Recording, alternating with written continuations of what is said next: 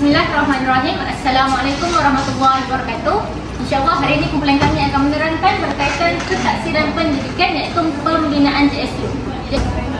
JSU adalah singkatan kepada Jadual Spesifikasi Ujian. Kita pergi kepada konsep JSU. Bismillahirrahmanirrahim. Assalamualaikum warahmatullahi wabarakatuh. Nama saya Fatin Farhana binti Muhammad Khalil. Nama saya Nur Fatin Atira binti Muhammad Azizi. Saya Hadi Syazika binti Marikan. Saya Nur Matira binti Nur Azmah Yaakob. Saya Aina Mardiah binti Halibi. Saya Raisa Raja binti Azman. Dan yang terakhir, saya Syazaki binti Zaman. Jadi itu sahaja pembentaran kami pada hari ini.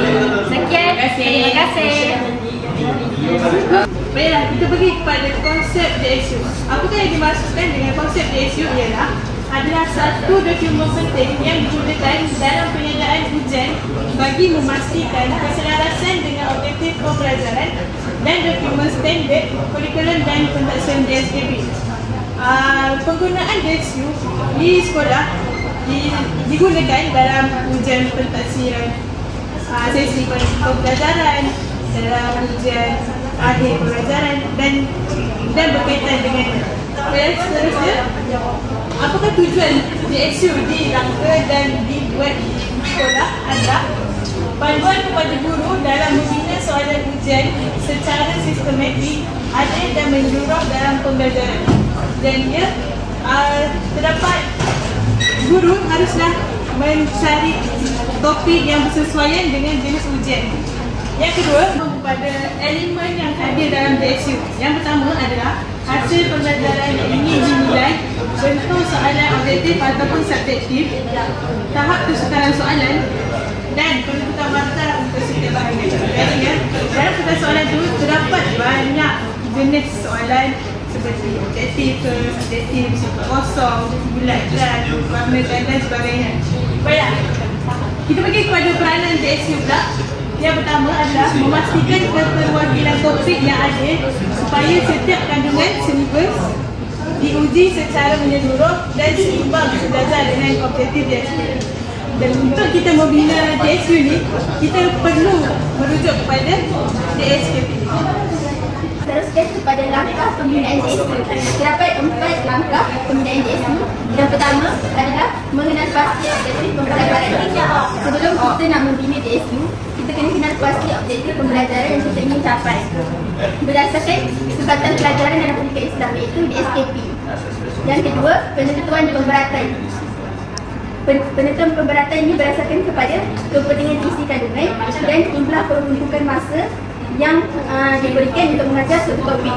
Topik yang lebih lama, yang makan masa yang lebih lama akan diberikan soalan yang lebih banyak. Ini akan menjamin keadilan dalam soalan yang diberikan. Baiklah, seterusnya kita pergi kepada pembinaan soalan. Dalam pembinaan soalan, kita menggunakan tahap taksonomi Bloom. Yang pertama adalah mengingati, yang kedua memahami, yang ketiga adalah mengaplikasi, yang keempat adalah analisis, yang kelima penilaian, dan yang terakhir sekali adalah mencipta. Baiklah, melalui tahap kesukaran ini kita mengikuti tahap belajar dan juga objektif pembelajaran. Baiklah, seterusnya yang terakhir adalah pengiraan bilangan soalan.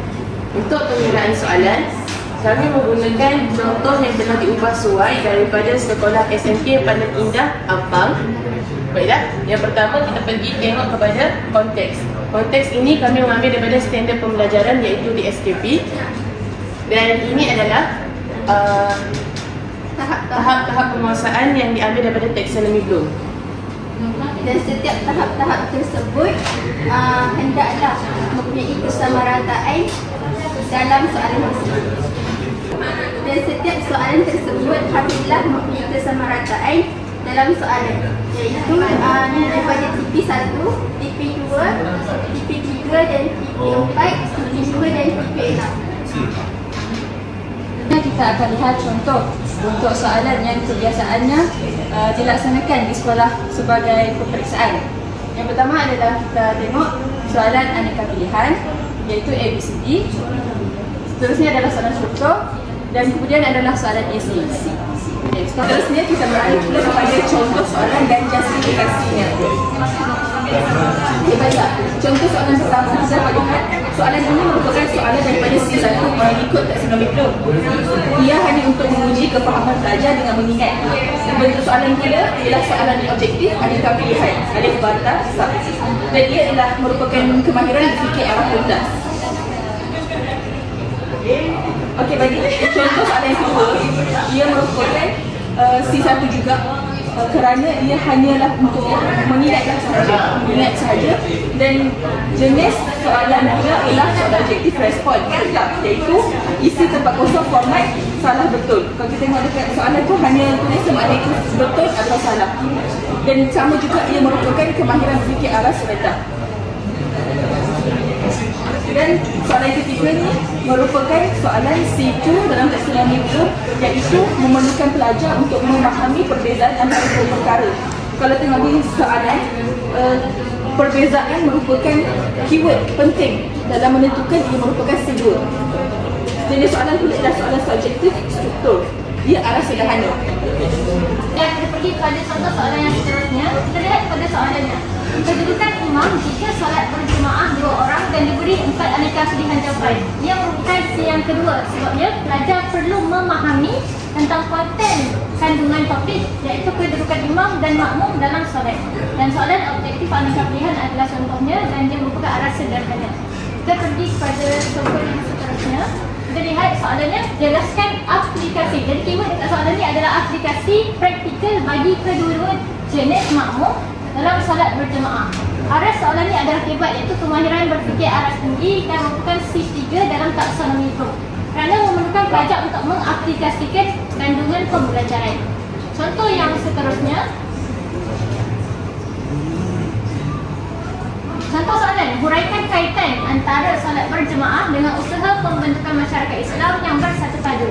Daripada soalan tersebut kita dapat lihat keyword huraikan kaitan. Jadinya dia merupakan C4 yang memerlukan pelajar untuk menganalisis sesuatu perkara. Dan ia merupakan soalan subjektif essay dan arasnya adalah hebat, iaitu kemahiran berfikir aras tinggi. Kita lihat kepada skema jawapan yang telah disediakan ini adalah sebagai panduan kepada guru untuk menyemak jawapan murid-murid.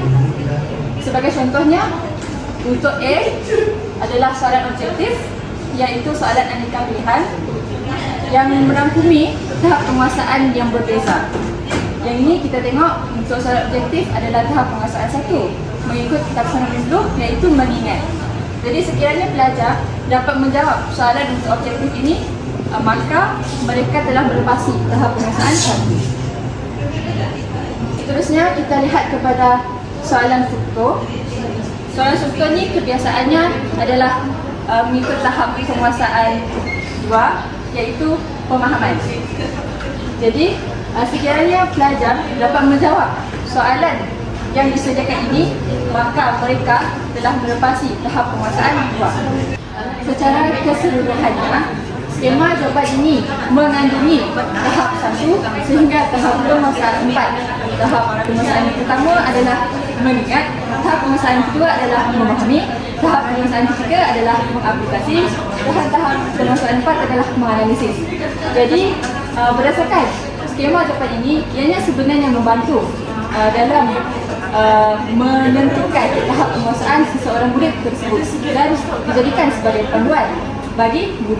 Berdasarkan topik yang kami pilih ialah bab fikah, tajuk solat jemaah, tingkatan 2. Dalam topik yang kami pilih iaitu solat berjemaah, iaitu tingkatan 2, terkandung standard, iaitu standard kandungan dan standard pembelajaran. Standard kandungan mengandungi merumus kefahaman tentang solat berjemaah serta mengamalkannya secara beradab dan istiqamah. Seterusnya, standard pembelajaran. Standard pembelajaran terkandung menyatakan maksud, hukum dan dalil solat jemaah. Yang kedua, menjelaskan kedudukan imam dan makmum ketika solat berjemaah.